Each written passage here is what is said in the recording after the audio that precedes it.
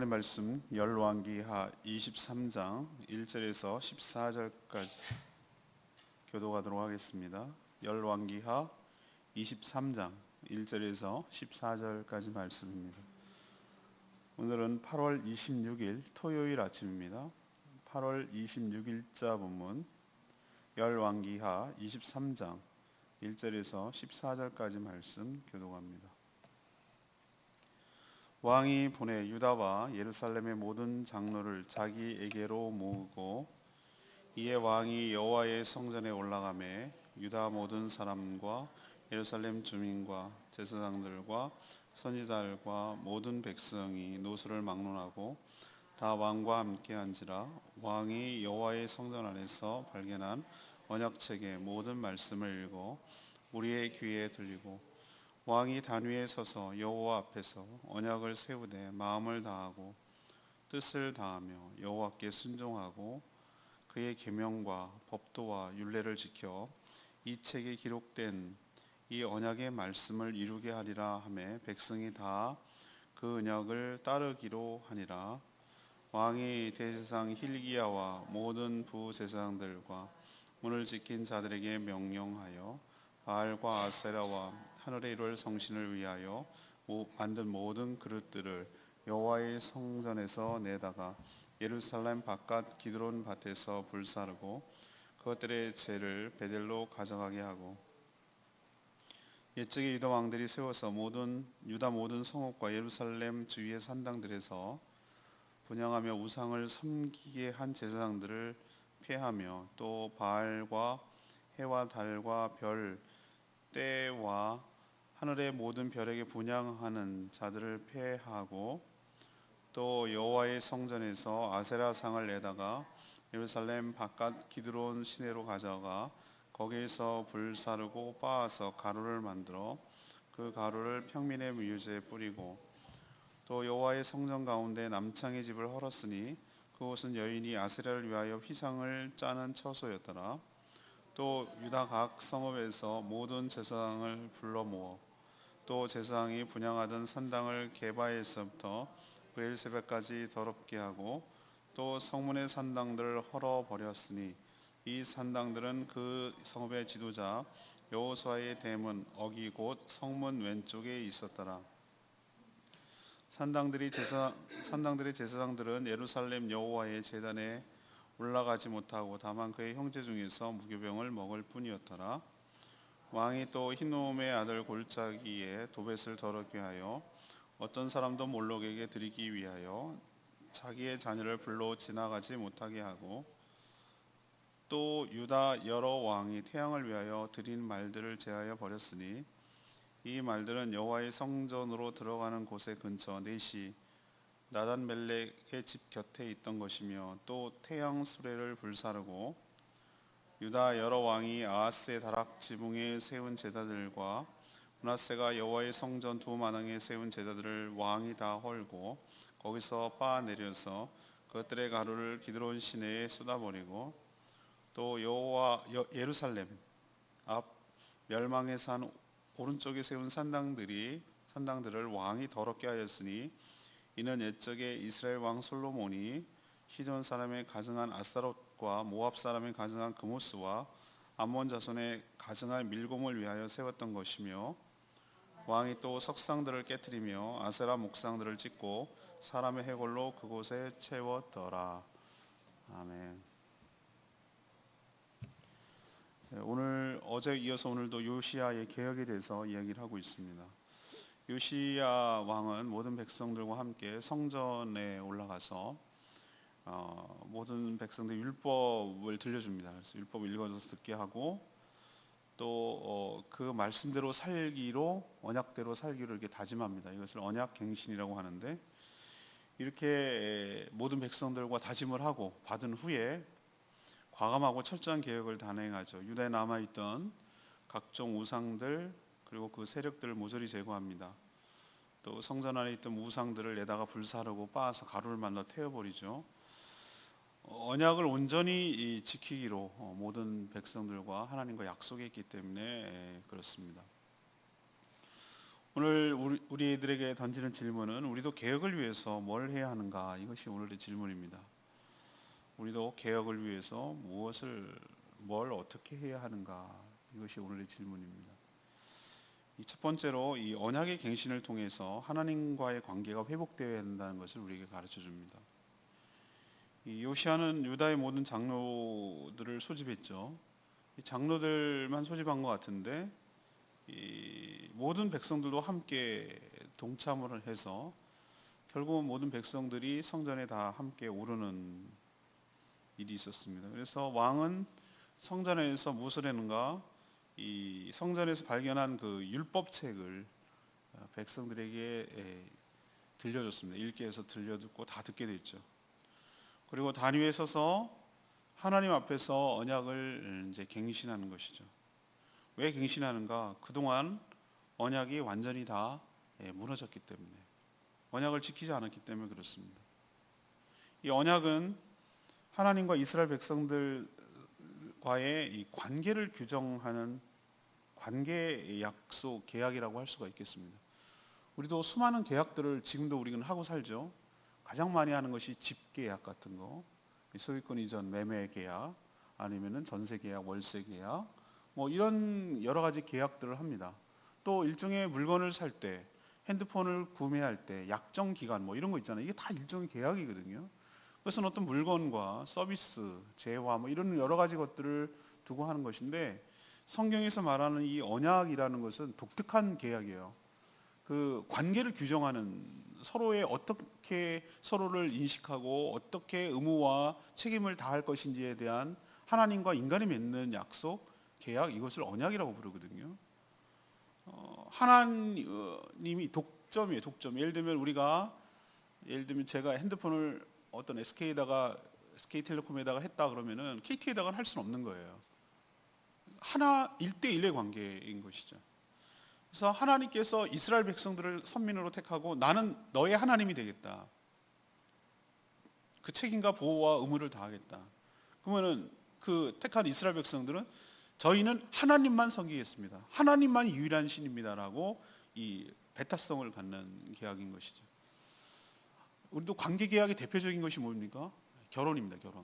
결혼은 혈연 관계로 맺어진 것들이 아니기 때문에, 그래서 사랑하는 남녀가 내가 상대를 배우자로 인식하고 여기겠다라는 것이기 때문에, 그러면은 이 사람을 배우자로 여긴다는 얘기는 다른 사람은 배우자로 여기지 않겠다라는 것은 이미 깔고 들어가는 것이죠.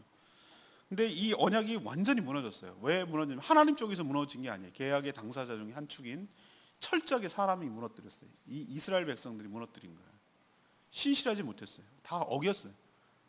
좀 이따 나오겠지만 5만 가지 추잡한, 만약에 이게 결혼 관계로 치면 수많은, 만약에 이스라엘을 여자로 많이 호세아에 있으면 음란한 여인으로 비유하는데 수많은 남자들이 있는 거예요. 하나님 입장에서 보면. 그래서 이 무너진 것 때문에 이 나라가, 이 가정이 파탄이 난 거거든요. 이 엉망진창이 된 것이 관계가 깨지고 나니까 그러는 것이죠. 그래서 이것을 깨닫고 나서 이 요시야 왕이 이게 근본적인 문제다라고 판단을 한 거예요. 그래서 언약을 다시 새롭게 하는 것이죠. 이스라엘 백성들을 다 유다 백성들 모아놓고, 여러분 이 율법에 보니 우리가 얼마나 정말 어기고 맘대로 살았는지 아시겠지요? 그러면서 이제는 다시 돌아와서 이제는 여호와 하나님만 우리가 온전히 섬기기로 다짐하십니까? 이렇게 묻는 거예요. 그러자 이 이스라엘 백성들이 오늘 뭐라고 그랬어요? 그 언약의 3절에 보니까 이 말씀대로 이 모든 백성들이 다 그 언약에 뭐 하기로 했다고요? 따르기로 그렇게 결단을 한 거예요. 이게 굉장히 중요합니다. 이게 안 되고 나서 개혁을 하는 것은 의미가 없다고요.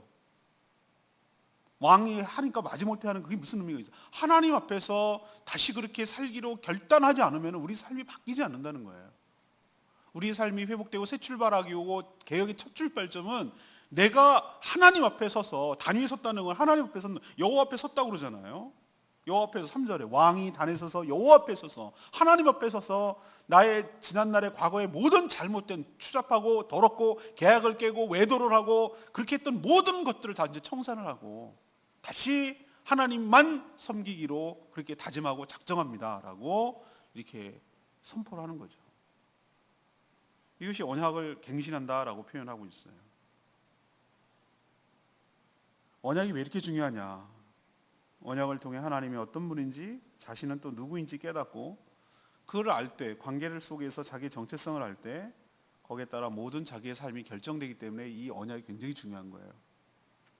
언약이 무너지니까 모든 삶이 무너졌죠. 그래서 왕은 이제 읽어서 언약대로 마음을 다하고 뜻을 다해서 여호와 하나님께 순종하고 또 그 언약의 말씀을 이루기로 다짐했고 백성들은 여기에 동의를 했습니다. 그리고 따르기로 약속한 거예요. 개혁은 무엇부터 시작을 해야 되는가? 하나님과의 깨어진 관계부터 회복하는 것이 개혁의 첫 출발점일 줄로 믿습니다. 자신의 잘못, 자기가 언약을 어기고 하나님을 떠나서 탕자처럼 허랑방탕하고 하나님 없이도 자기가 살 것처럼 생각하고 수많은 쾌락과 탐닉을 하고 쾌락을 탐닉하고 세상 속에 푹 빠져 살던 자신의 잘못을 철저하게 회개하고 하나님께로 다시 돌아가기로, 그분만을 섬기기로, 그분만을 순종하기로, 그렇게 말씀대로 살기로 결단하는 이 출발, 이 언약 갱신, 관계의 회복, 이것이 바로 회복되어야 진정한 개혁이 일어나고 진정한 회복이 일어나게 될 줄로 믿습니다. 두 번째 말씀, 무분별한 파괴가 아니라 말씀으로 새롭게 해야 된다는 것을 우리에게 가르쳐줘요. 개혁을 오해하는 분들이 가끔 있어요. 과거의 모든 것들은 다 더럽고 추악한 것이니까 모조리 다 파괴해야 한다라는 생각을 가진 과격한 사상과 사람들이 역사적으로 계속 있어 왔어요. 가까운 1960년대라고 생각되는데 그때 중국의 문화혁명이 일어났어요. 홍위병들이 일어나가지고 분서갱유 사건도 하고 막 모든 걸 다 불태워주고 그 농민들 머리 배운지 않는 사람들을 갖다가 전면에 홍위병을 내세워가지고 중국에서 공산혁명을 일으켜가지고 모든 그 과거의 문화유산 유물들은 다 그 공산주의 사상에 반대되는 것이라고 생각해서 다 죽이고 불태우고 난리를 친 적이 있어요. 그게 나중에 깨달았어요. 그게 얼마나 어리석은 짓이라는 거를, 중국의 역사가 얼마나 많이 후퇴했는지 그때 뒤늦게 깨달은 거예요. 요즘 지금 현재 지금 이런 짓을 하는 사람들이 누굽니까? IS들은 뭐 저는 그게 뭐 대단한 상징물이라고 생각하지 않지만 어쨌든 과거에 여러 가지 이슬람에서 만들어놨던 문화유산들 이런 것들을 다 철저하게 파괴를 해요. 모든 것들이 다 우상이라는 식으로 극단주의적인 사고방식을 가져요.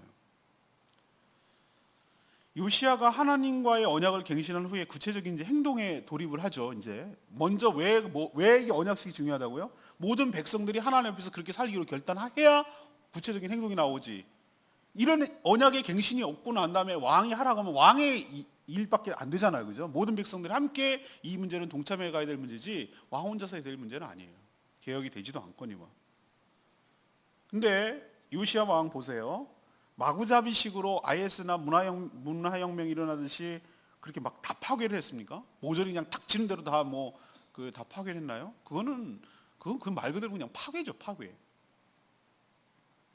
그는 언약을 갱신할 때 마음과 뜻을 다해 하나님께 순종하고 언약 책에 기록된 대로 그 말씀을 이루기로 다짐을 했죠. 백성들과 함께. 여기서 알 수 있듯이 개혁의 근거 그리고 개혁의 기준은 철저하게 말씀이어야 한다는 뜻인 줄로 압니다. 말씀이어야 해요. 말씀이 비춰서 옳으면 이것은 남겨둬야 돼요. 그리고 말씀에 비춰서 아니라고 생각하면, 그러면 이것은 과감하게 개혁해야 돼요. 여기는 자기의 생각과 감정이 배제돼야 돼요. 옛날에 서운한 감정들 이때 손봐줘야지.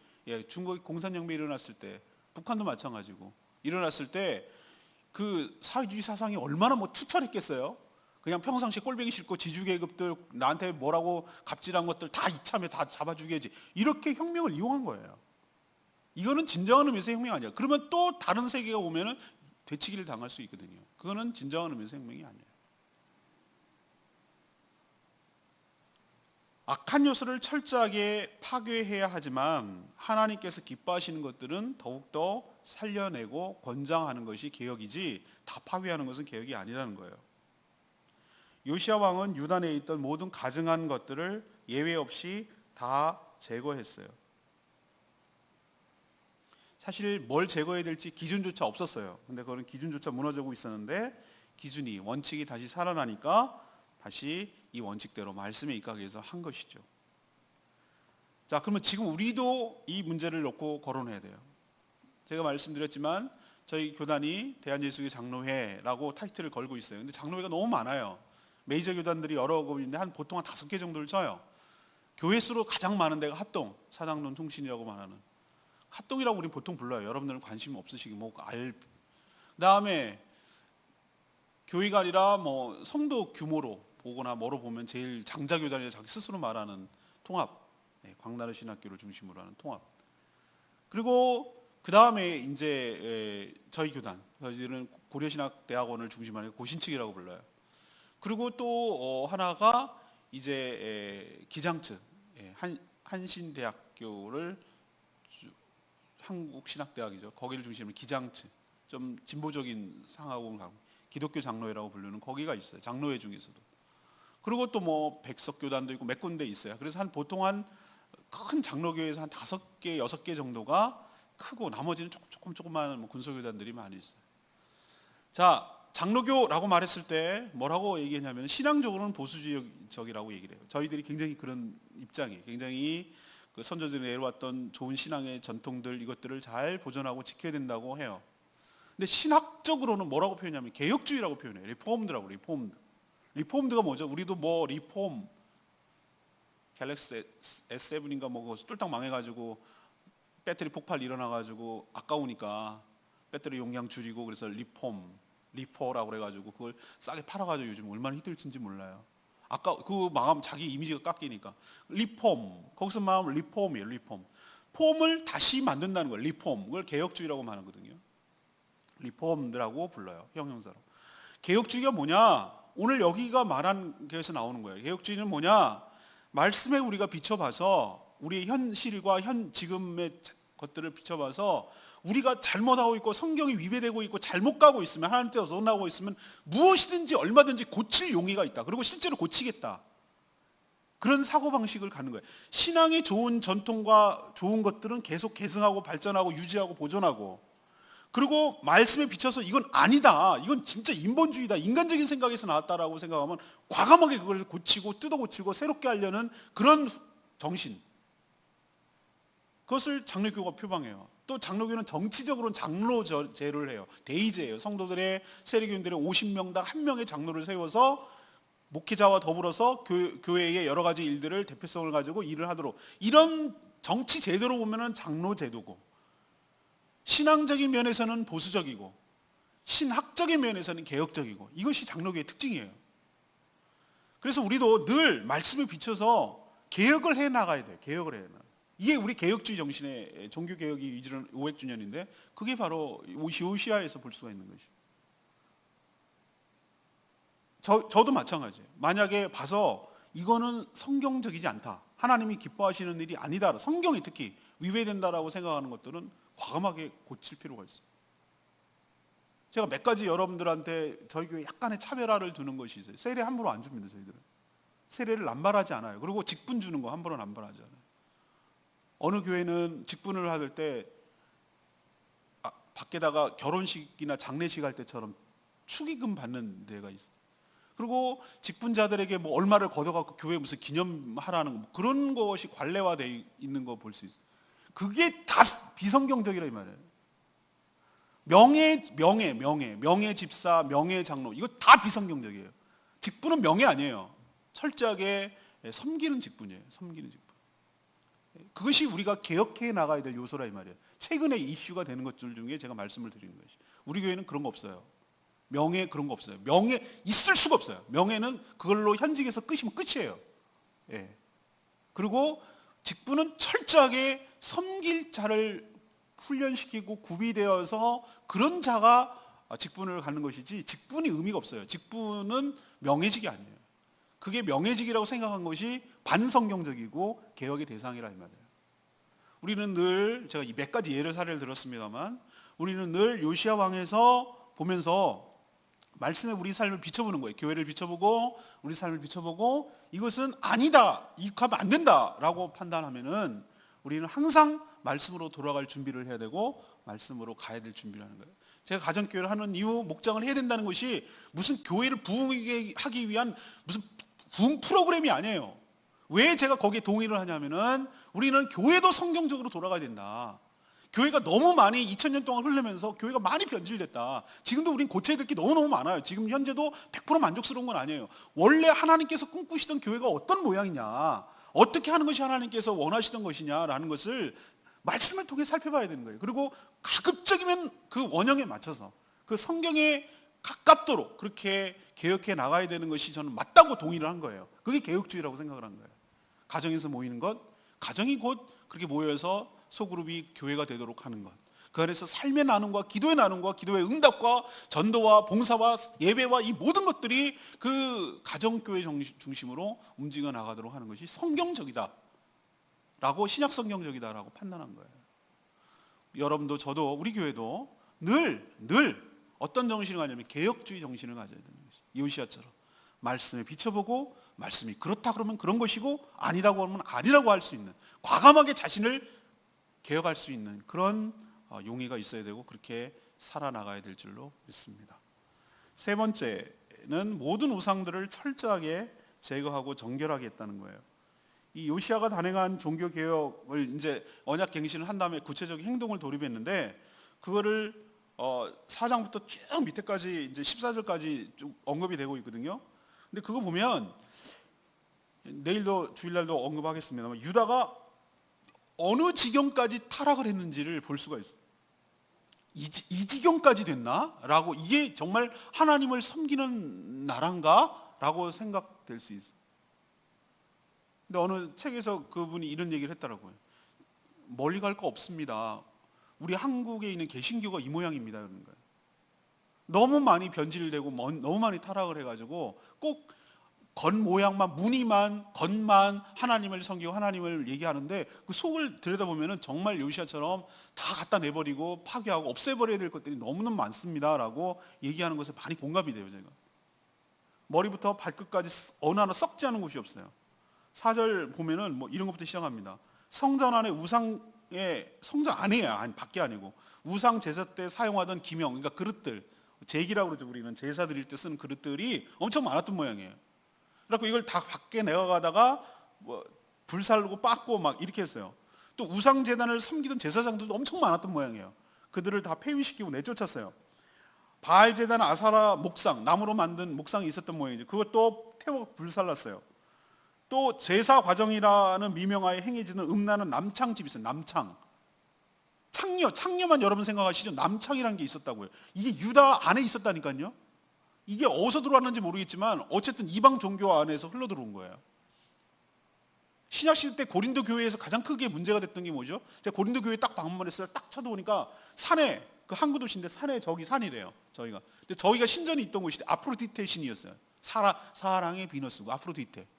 거기서 신전에다가 거기서 제사를 드린다는 이유만으로 거기에 수많은 창녀들, 창남들이 있었다는 거예요. 종교적 사제들이라고 포장을 해놓고 거기서 일종의 합법적인 매춘굴이었어요. 종교라는 미명하에. 이런 일이 유다 안에도 들어와 있었던 거예요. 그 다음에 또 우상 제단을 부수고 해골을 불태워갖고 그 제단을 다시 못 사용하도록 더럽혔어요. 심지어 태양신을 섬겼어요. 태양신을 섬기는 데 사용했던 말, 수레 없앴어요. 내일도 말씀드린다면 요시야가 행한 일을 동사로 보잔 말이죠. 동사. 제가 동사만 동그라미를 쳐봤거든요. 내 다 버리고 불사르고 패하고 불사르고 가루를 만들고 헐어버리고 더럽게 하고. 느낍니까? 동사? 요시야가 어떤 행동을 했는지에 대해서. 우상을 내어다가 불사르고 빻아서 가루를 만들어요. 불을 태우면 되지. 얼마나 철저하게 하고 싶은지 요시야의 마음을 읽을 수 있나요? 내다가 버린 정도가 아니라 불사르고, 그것도 부족해가지고 빻았어요. 가루를 만들어서 묘지에다 뿌렸어요. 더럽히는 거죠. 못 사용하게. 우상을 찍어버리고 더럽게 해서, 더럽게 한다는 것은 그것을 거기다가 시체를 태워버리는 거예요. 해골을 갖다 태워가지고 오염시켜서 다시는 제단을 사용하지 못하도록. 그가 큰 것부터 이렇게 작은 것까지, 물건부터 사람까지 철저하게 계획을 하고 정결하게 했는지를 우리는 알 수 있어요.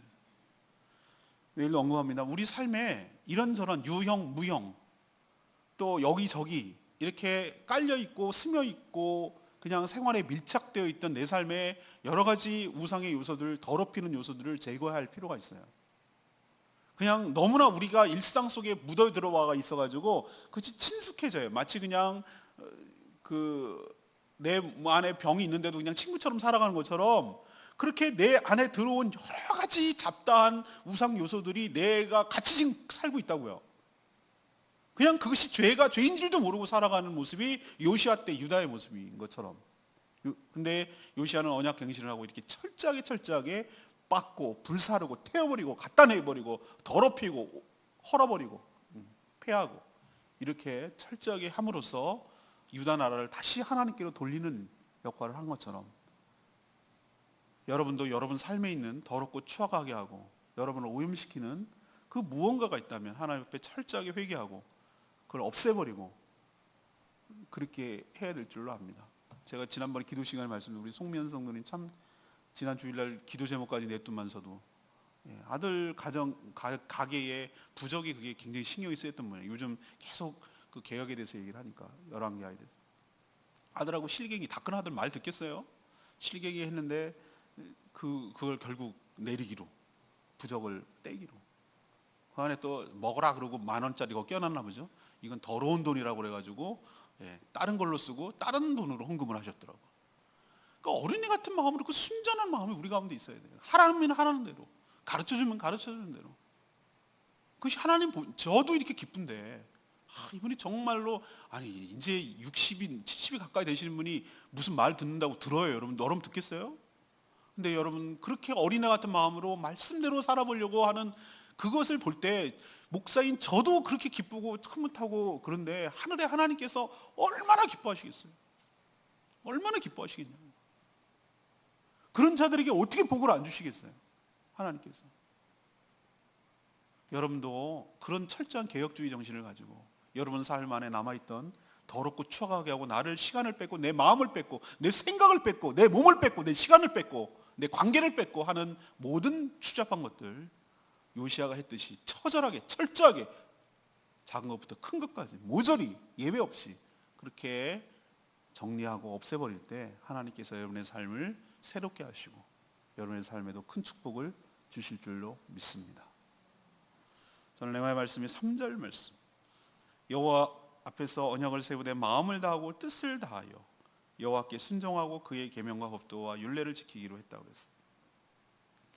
요시아가 행한 개혁의 순서를 보면 먼저 뭘 발견했죠? 율법책을 성전 수리하다가, 그래서 충격받아서 자신만 아니라 모든 백성들도 다 듣도록 했어요. 그리고 무너진 언약을 다시 세우고 거기에 따라 모든 우상을 제거했어요. 이런 과정이 없이 단독으로 행하면 백성들은 또 왕이 또 뭘 필받았나 보다 그러고 그렇게 백성들은 혼란만 생길 거 아니에요. 그래서 제가 요시아가 참 잘했다라고 생각되는 것은, 개혁은 홀로 할 수 없고 모든 구성원들의 마음이 하나가 되어서 함께 감당하도록 해야 한다는 것을 또 배워요. 결국은 사람이 문제예요. 사람을 준비시키는 것이 중요하다는 생각이 들어요. 저도 가정교회를 이것이 옳고 이렇게 가야 된다는 생각을 부임할 때부터 했어요. 부임할 때부터. 그런데 걸리는데 한 7년에서 8년이 걸리잖아요. 8년. 어떤 일을 하는데 모든 성도들에게 공감을 갖게 하고 설득하고 설명하고 알려주고 시범해 보이고 어떻게 하는 거라는지 알려주고 훈련 보내고 이렇게 여러 가지 준비를 거쳐서 모든 성도들이 공감을 하고 이해를 하고 납득을 하고, 그래서 이렇게 같이 해야 되겠다는 동의가 된 상태에서 해도 되게 힘든데, 이렇게 하자고 막 제가 먼저 그러면은 많이 어려울 거예요. 설득하고 기다려주고 이해시키고 납득하고 하나님과 언약하고 다시 결단하게 하고, 이런 수많은 설득 과정이 리더에게 필요하겠구나라는 생각이 오늘 말씀을 통해서 또 드는 거예요. 그래야 부작용이 없어요. 근데 감사하게도 저희 교회 성도들이 좀 감사해요. 저희 교회들 성도들 참 좋은 분 같아요. 목회자의 말에 잘 따르고 순종해 주는 것에 얼마나 감사한지 몰라요. 다른 교회는 목장에 참여하는 것이 등록교인의 70% 정도면은 잘한다고, 그 정도면은 그냥 잘한다고 그러는 거예요. 근데 저희는 가만히 이렇게 보니까 90% 이상은 되는 것 같아요. 거의 다 참여하는 것 같아요. 그냥 하라면 하고, 그냥 모이라면 모이는가 보다 하고, 그렇게 하면 하는가 보다 하고, 얼마나 예쁜지 모르겠어요. 기특하고. 근데 그게 왜 그럴까라고 생각해봤더니, 그동안에 설득 과정이 있었겠구나, 이해를 하고 납득을 하고 이렇게 하는 것이라고 하는 것이 주요했지 않았을까, 그냥 제 나름대로 생각을 하는 거예요. 아무튼 오늘 레바의 말씀을 통해서 그렇구나, 공감을 형성하고 함께 동의가 되고 함께 해나갈 때 효과가 있구나라는 생각을 또 한번 하게 되는 것이에요. 내일 더 말씀드리겠습니다만 오늘의 질문은 뭡니까? 우리도 개혁을 위해서 뭐 해야 되는가? 뭘 어떻게 해야 되는가? 이것이 오늘의 질문이에요. 그러면 첫 번째 뭐라고 그랬습니까? 하나님과의 언약을 갱신, 새롭게 해서 하나님과의 뭐래요? 관계를 회복하는 것이 바로 개혁의 가장 근간을 이루는 거예요. 축이라고, 가장 밑바닥이 있는 거예요. 두 번째는 뭐죠? 막 파괴하는 게 개혁입니까? 아닙니다. 아니에요. 좋은 신앙의 전통은 우리가 소유하고 유지하고 있어야 되는 것이에요. 저는 우리가 전수해준, 우리 믿음의 선조들이 우리 전수해준, 특히 우리 고신교단이 전수해준 것 중에 몇 가지 좋은 점이 있어요. 전 그것은 우상 숭배에 대해서 아주 철저하게 배격을 하는 거예요. 신사참배를 거부했던 분들이기 때문에 목숨 죽어가면서까지 신사참배를 거부한 분들이에요. 그분들이 고신교단을 세웠어요. 그래서 소수예요. 다 넘어갔기 때문에. 다 넘어간 사람이 통합측하고 합동측에서 하는 거예요 지금. 그리고 그 전통을 우리는 지켜야 돼요. 또 하나, 주일 성수하는 거, 이것을 굉장히 중시 여기고 또 철저하게 말씀 중심으로 살아가려는 이 전통, 이건 굉장히 좋은 전통이에요. 이런 것들은 계속해서 우리가 계승하고 이렇게 해야 돼. 받아내야 돼. 받고 수용해야 돼. 그러나 또 말씀에 비춰서 아니라고 하는 것에 대해서는 인간적으로 들어온 여러 가지 교회 안에 들어온 것들은 과감하게 내치고, 그래서 교회가 순수하고 거룩하게 갈 수 있도록 하는 것이 개혁일 줄로 믿습니다. 파괴가 아니라는 거, 말씀에 입각해서 하는 거라는 거 기억하시고, 세 번째는 뭐죠? 모든 우상들, 우상이라고 해서 자꾸 어떤 유형의 것들만 생각하는데 그렇지 않아요. 여기 제도 뭐 여러 가지 것들 다 포함하잖아요. 이런 것들도 우리도 우리 삶에서 철저하게 정리하고 해결하는 저와 여러분 되기를 소망합니다. 내일 또 말씀드리도록 하겠습니다. 오늘 말씀 붙들고 기도하기 전에 아까 불렀던 670장 부흥 2000 부르겠습니다.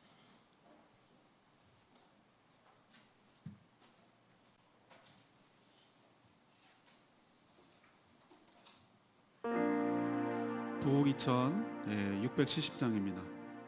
우리도 진정한 이 땅에 부흥이 일어나게 되기를 소망하는 마음으로 이 장 같이 부르겠습니다.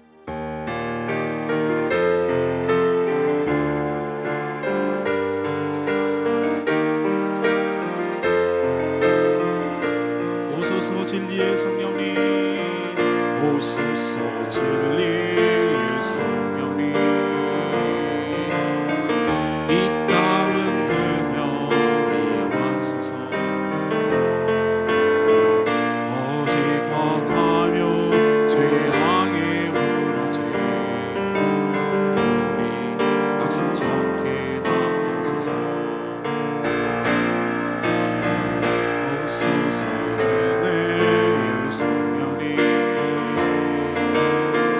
하늘 가리고 와소서. 거룩한 불꽃 하늘로 쏘게 와서 타오르게 하소서. 주 영광 위에 부흥의 불길 타오르게 하소서. 진리의 말씀 이 땅 새롭게 하소서.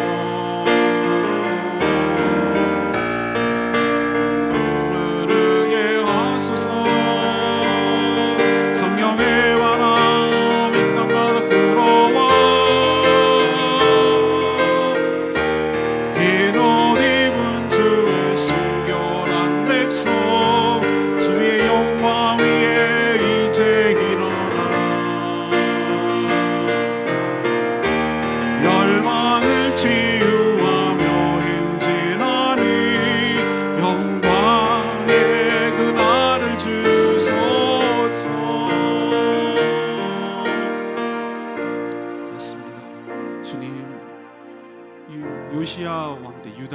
새롭게 된 것처럼 저희들 이 땅에 저희들을 통하여 이 땅에 진정한 개혁과 부흥이 일어나게 하여 주시옵소서. 거룩한 불꽃으로 거짓이 태워지게 하여 주시옵시고 순결한 백성들이 이 땅에 일어나게 하여 주시옵시고 그래서 하나님만 섬기는 복된 교회 복된 나라 될 수 있도록 은혜를 부어 주시옵소서. 다 같이 통성으로 주여 외치며 하나님께 나갑니다. 주의 아버지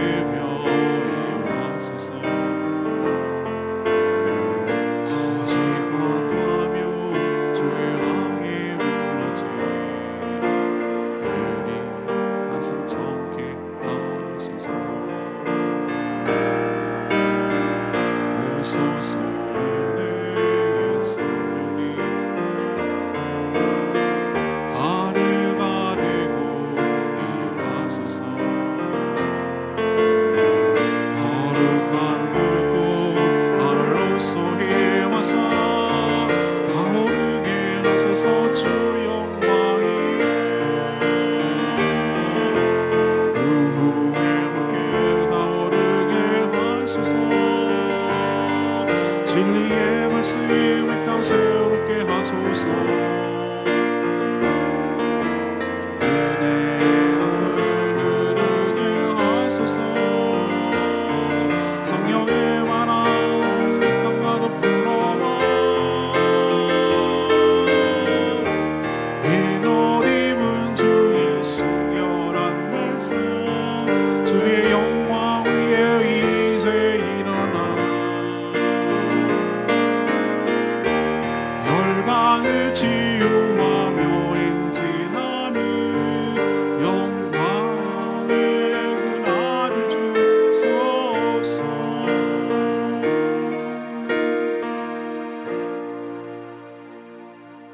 하나님, 저희도 무너진 하나님과의 관계가 다시 온전히 회복되게 하여 주시옵소서. 하나님을 마음과 뜻과 정성을 다해 사랑하지 못했음을 용서하여 주시고 또 말씀에 온전히 순종하지 못하고 내 마음대로 내 뜻대로 내 감정대로 살았음을 고백합니다. 또 하나님 말씀이 저희를 통해 이 땅에 실현되는데도 별 관심이 없었습니다. 그래서 나의 삶에 온갖 우상들이 난무하고 내 삶이 엉망이 된 것을 이제 깨닫게 됐습니다. 이제라도 다시 하나님 앞에 섭니다. 우리의 더럽고 추억한 모든 죄들이 성령의 불로 철저하게 태워지게 하여 주시옵소서. 하나님 앞으로 다시 돌아갑니다. 우리의 더럽혀진 모든 것들이 처절하게 철저하게 다 파괴되고 회파되고 없어지고 버려지게 하여 주시옵소서. 그래서 그 하나님과의 관계, 그 사랑의 관계가 다시 회복됨으로 하늘로부터 내려오는 하늘의 영광과 하늘의 은혜와 하늘의 평강이 넘쳐나는 복된 삶 다 되게 하여 주시옵소서. 내일 거룩한 주를 온전히 지키게 하시고 최선의 것 최고의 것을 주님께 드리고 또 하나님께서 우리에게 베풀어 주실 놀라운 은혜를 기대하며 누리게 하여 주시옵소서. 오늘도 하나님께 엎드려 간구하는 제목마다 응답하여 주시길 원하옵고 예수 그리스도의 이름으로 축복하며 기도합니다. 아멘. 오늘 하루도 주님의 은혜로 살아가는 복된 하루 되길 축복합니다. 주일 준비 잘 하시기 바랍니다. 기도하겠습니다.